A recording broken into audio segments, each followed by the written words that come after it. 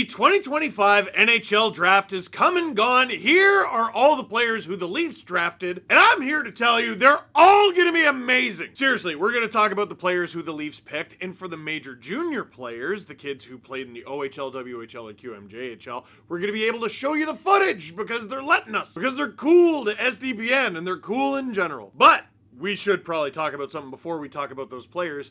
Mitch Marner. So it's funny, today was a reminder to me that not a lot of people actually watched the second day of the draft, and I am here to tell you, I hear you, you are seen, and I get you. There was a time where day 2 of the NHL draft was like 3 hours? This was like an hour per round. It went from like, what, noon to 5? And also, is it the greatest television? No. Are you gonna sit there the whole time and watch? Like, what if your team...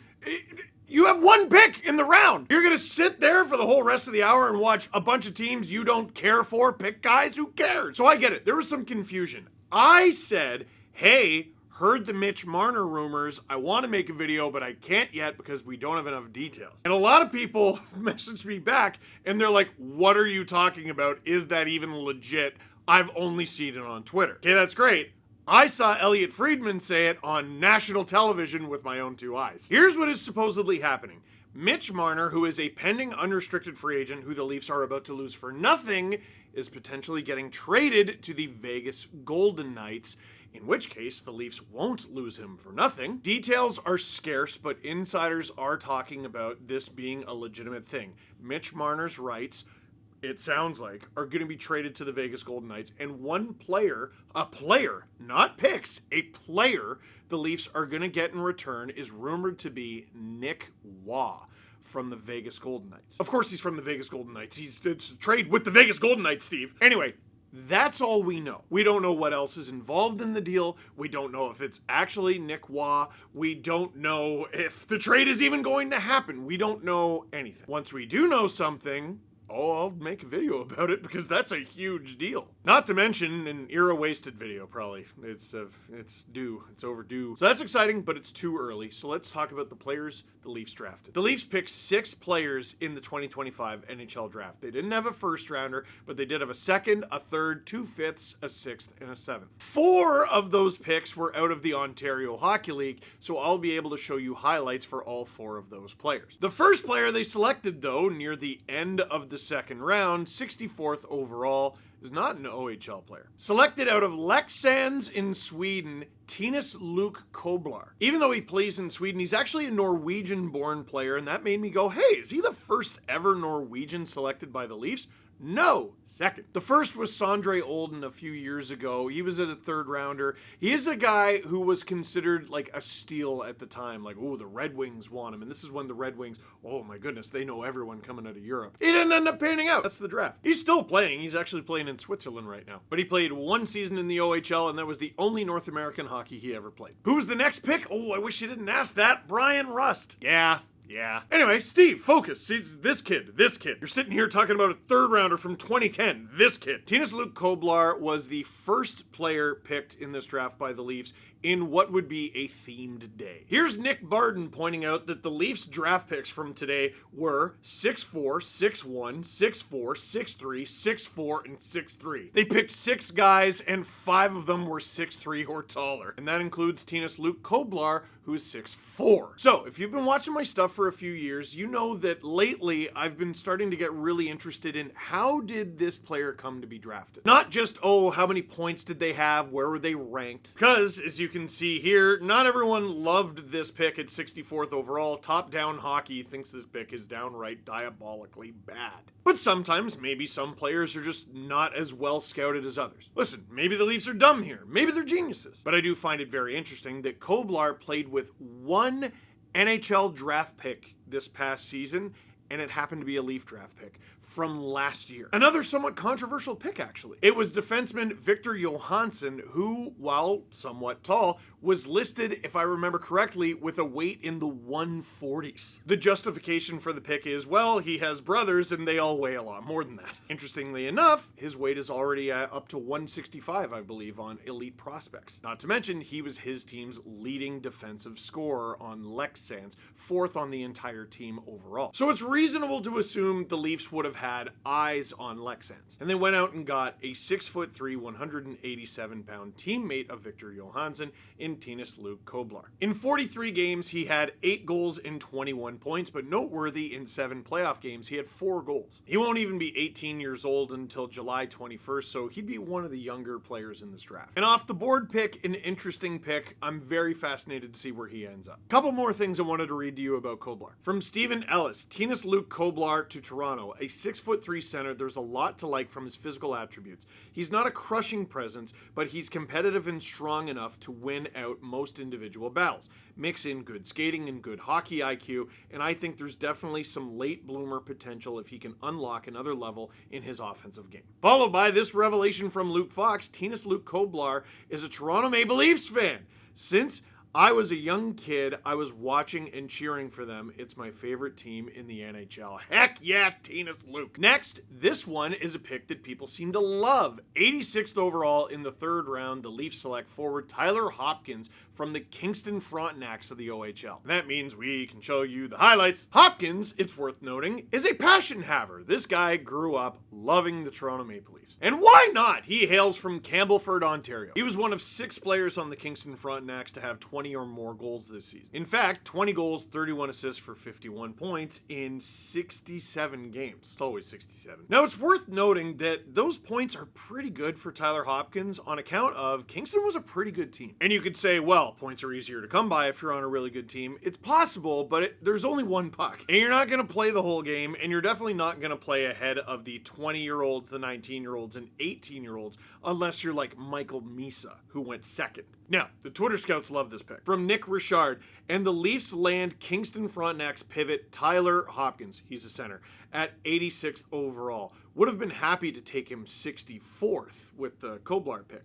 Projectable player with pro habits, good size, and skating ability down the middle, has shown flashes of offensive upside, like this bet quite a bit. So here's what you look for players who are drafted in this situation. Obviously, for them to take a jump. Not every player takes a jump. Some guys put up huge numbers in their draft year, but then their team takes a big step back and it's more difficult to put up points. Or guys end up leaving that team and all of a sudden Hopkins gets way more ice time. And not just 5-on-5 ice time, we're talking like power play ice time potentially. All that to say, he had 51 points in 67 games this season. I wonder if next season he can become a point-a-game player in the OHL. That would indicate that he's well on his way. He's the smallest player the Leafs drafted this year at 6'1", $179. It's not bad. Up third, the first American who the Leafs selected, Will Bell from Excelsior, Minnesota. That's like a place? Cool. Oh, I'm excited for this player who's listed as a right winger. Steve, you're excited about a player you didn't know about before today? Yes, that's how the draft works. Stop it. Let people enjoy things. Anyway, he played with the U.S. National Developmental Program, and he played at a few different levels of it. Now, with the big one, he didn't score a ton. He had 2 goals and 10 points in 28 games. Here's what Will Bell said after getting drafted. From David Alter, William Bell on the meanness aspect to his game. I don't care who you are. I'm going to be in your face. That's just how I'm wired. That's just how I play. Ooh. Yeah, so there's a theme, huh? And this kid, by the way, I haven't dropped this label yet, but I'm willing to do it for him. 6'3", 219 pounds already. Beef! Oh, yeah. Beef is something that the Leafs organization, like, in terms of depth, lacks in a big way. Yes, there's Matthew Nyes, who's obviously a grand slam, but the vast majority of draft picks that the Leafs made in the Dubas era, and even before that, were not big at all, on top of not being all that fantastic of picks. You can be a shorter, lighter, elite hockey player. They didn't get those. They thought they might. They didn't. And so Brad Treliving is trying to restock that cupboard on the fly, all while trying to contend. And so, like, okay, we get a little bigger, we have a couple picks, and oh, look at this Nikita Grabenkin guy. Oh, you gotta trade him. Oh, look at this guy. It looks like he's gonna be okay, Fraser Mitten, and now you gotta trade him. So who's left? We got Topi Niemela, who's small, Roni Hirvonen, who's small. Oh, they're both leaving. Okay. For nothing, you say. Awesome. Like, even a guy who's further along in his development and played NHL games, like a Nick Abruzzese, like, they need size. They started, like Cade Weber, for example, some free agent signings out of the OHL and the WHL, like Boreavalis, for example, like Smith. But it's a process that has to continue, and Will Bell is hopefully going to be a big part of that. Listen, the U.S. national program has churned out some unreal players in recent and long-term memory. It's just a really good program. Mean game, love that. Obviously hope there's more offense next year. Only a few picks later, also in the 5th round, selected 153rd overall, the Leafs select from the Owen Sound attack, Harry Nancy. This also continues to help address a sore spot in the Leafs organization. Yeah, you should draft the best player available. Dude, they have no centers. Nope, not in the system they don't. Nope. Oh, here's one. Minton, again, he's gone. But 3 out of the first 4 picks that the Leafs drafted were listed as centers. Harry Nancy being the 3rd. He played 67 games in the OHL this past season, and he put up 7 goals, 16 assists for 23 points. And again, that's a little light on offense, isn't it? That was a bit of a theme today, too. He's 179 pounds, which is maybe on the lighter side of average, but he's 6'3". Again, these guys are kids. He's not even going to turn 18 until September. I'm going to read you a couple scouting reports I found. One is glowing of this kid, and another not so much. Let's just be fair. From Ryan Ma, Harry Nancy is a steal for the Leafs here at 153. My 74th ranked player, so he fell quite a bit according to Ryan Ma, whose skating is the main building block to his game, holding him back. So he needs to work on his skating. Elite along the boards, a great forechecker despite the lack of foot speed, with underrated playmaking, who works hard at both ends. I find it interesting that he mentioned the underrated playmaking because, again, he had just 16 assists in 67 games. Worth mentioning that he did it on a team with just 2 guys who scored over 20 goals. Actually, 3 guys who scored over 15. Although one of them was Leafs prospect Sam McHugh, who had 18 goals in just 35 games. There were a couple guys who scored it better than that rate, but they weren't with the team for the full season. Here's another scouting report, this one a little less glowing, from Brock Otten. Toronto takes Twitter/amateur scout darling Harry Nancy. Not quite as high on him as some of my contemporaries, but the appeal is that he fills out his frame. He could develop into a possession monster. Strong two-way IQ. Oh, okay. I think Craig Berube would probably like that. Competes. I think he'd like that. Skating needs to improve. And this was really cool because when I typed in his name, a picture came up and I'm like, I've seen this picture before. This is Harry Nancy from 2022. TSN tweeted him out. A double hattie? Keep your eyes out for 15-year-old Harry Nancy. He scored 6 goals in an 8-2 win for the Nepean Raiders U18 team. Oh, and it says here he had 2 assists, which means he factored in on every single goal. Isn't that crazy? Like, that shows the levels there are to development. Like, he's on this U18 team. He's clearly just a wrecking ball at that level. In the OHL, he gets 23 points in 67 games. Still good enough to get him drafted in the 5th round by the Leafs.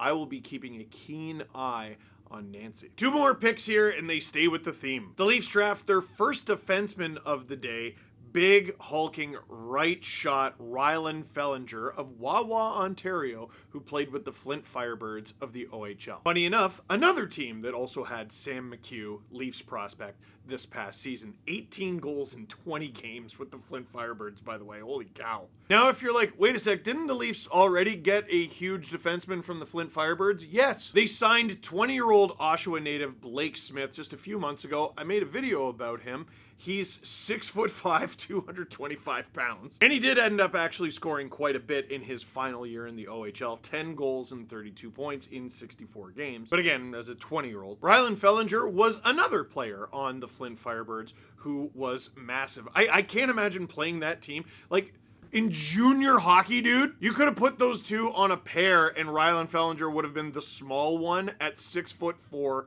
200 pounds. He only had 3 goals and 4 assists for 7 points in 64 games, but you're not using a draft pick in the 6th round to draft Kel McCarr out of Flint. Now, hilariously, Felinger didn't do any media, and the reason he didn't do any is because, again, these are children.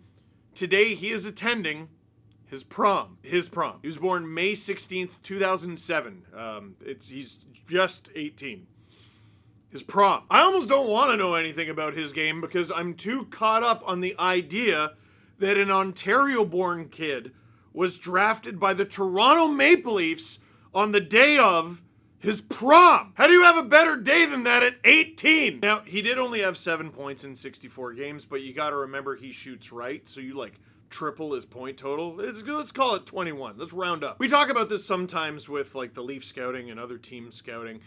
I think scouts are good at their job regardless of what GM they work for. You might look at the Dubas era scouts and be like, wait, do they still work for the team? Well, you gotta fire them. It's not how it works. If your boss tells you, go out and try to get us as many guys who are little, I don't care what size they are, but they score a lot against their peers in whatever league they're in, and they go out and do that, that's a good job. But then your boss gets fired, and then a new guy comes in, and he goes, grab the biggest, meanest jerk you can find, and then you do it, you're still doing a good job. I'm sure they value your input, and you're like, hey, I know you told me to scout for this kind of player, but I noticed this guy, and he's unreal. But there is very clearly an MO that the Leafs organization is going for. Here's another huge player, and again, they just don't have a ton of young defensemen, and especially right-handed ones, and especially big ones. They need to restock the cupboard something fierce, and it definitely wouldn't hurt if Ryland Felinger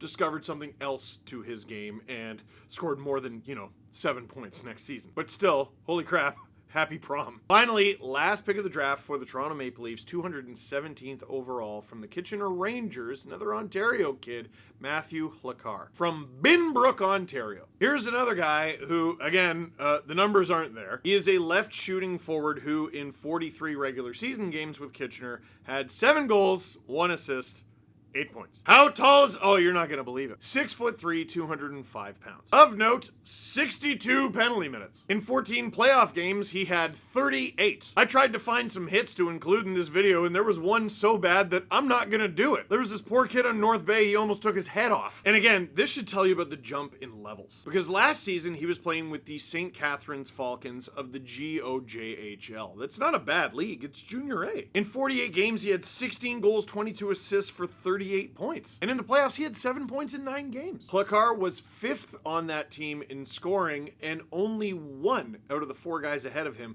played any OHL games in their career. And that player was playing in the GOJHL after already playing in the OHL. So scores a bunch of points in that league, comes to the OHL, can barely score any. But he found a niche being, you're not gonna believe it, mean! It's actually kind of a cool story. He made the Kitchener Rangers as a walk-on. That is not an easy thing to do. You know how many rounds there are in the OHL draft? Like 75. That's exaggerating, but not by much. What makes this pick even more interesting, Lakar is already 19 years old, which I believe means he was draft eligible last year. But dude, this is a low-risk pick. I saw some people say, the odds of this guy making it are so low, why would you even do this? And to that I would say, you're not even wrong, but also, it's 217th overall. They obviously think he's one of the toughest nuts in the draft. You know how many guys were picked after him? 7. You know what the odds of any of those 7 players of playing NHL games is?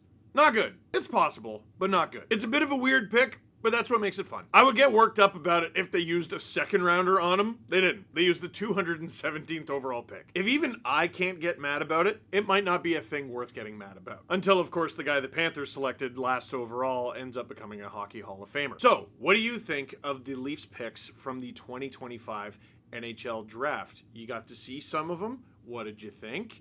Obviously, they didn't have a first rounder, right? What do you think about what they did with what they had? And, don't be shy, what do you think of all this Mitch Marner stuff? When do you think it's going to come to a head?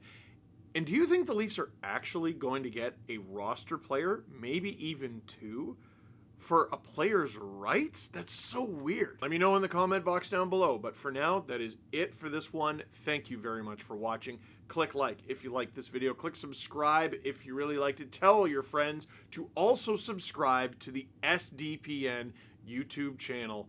These next few days are going to be chaos with free agency coming, and we're going to be all over it.